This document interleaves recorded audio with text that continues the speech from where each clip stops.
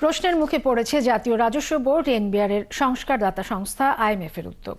সংস্থাটি নানা শর্ত আরোপের 2 বছরেও রাজস্ব বাড়েনি কাঙ্ক্ষিত হারে, উল্টো গত 4 মাসে তা কমেছে।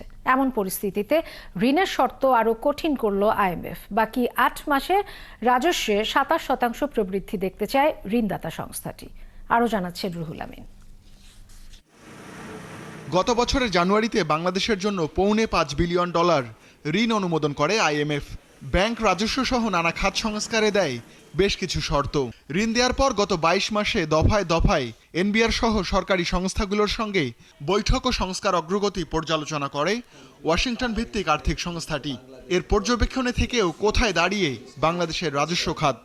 আইএমএফ এর প্রধান শর্ত ছিল প্রতি বছর কর জিডিপি অনুপাত অন্তত 0.5% করে বাড়াতে হবে। এজন্য কর ছাড় কমানো, অটোমেশন বাস্তবায়ন ও ঝুঁকি ব্যবস্থাপনা সহ নানা উদ্যোগ নিতে বলে সংস্থাটি। কাগজে কলমে ও প্রযুক্তির দিক থেকে কিছু উন্নতি হলেও রাজস্ব আদায় পরিস্থিতি খারাপ হয়েছে। এনবিআর অবশ্য এখন এর দায় চাপাচ্ছে দেশের রাজনৈতিক পরিস্থিতির ওপর। তবে হাল ছাড়ছে না আইএমএফ। অর্থবছরের বাকি সময়ে প্রধান শর্তের বাস্তবায়ন চায়। এবং আমাদের সামনে হিউজ চ্যালেঞ্জ আছে এবং এই চ্যালেঞ্জটা আমাদেরকে নিতেই হবে। আমার মনে হয় মেসেজটা এখানে ক্লিয়ার। অলমোস্ট ইম্পসিবল না, একটা ইনক্রেডিবল টার্গেট আমাকে মিট করতে হবে। রাজস্ব আদায় কম হওয়ার প্রধান কারণ কর ফাঁকি। কর্মকর্তাদের সঙ্গে যোগসাজশ করে ফাঁকি দেওয়ার অভিযোগ যেমন আছে, তেমনি এনবিআর এর সক্ষমতার অভাবে বহু মানুষ ও ব্যবসা করের আওতার বাইরে।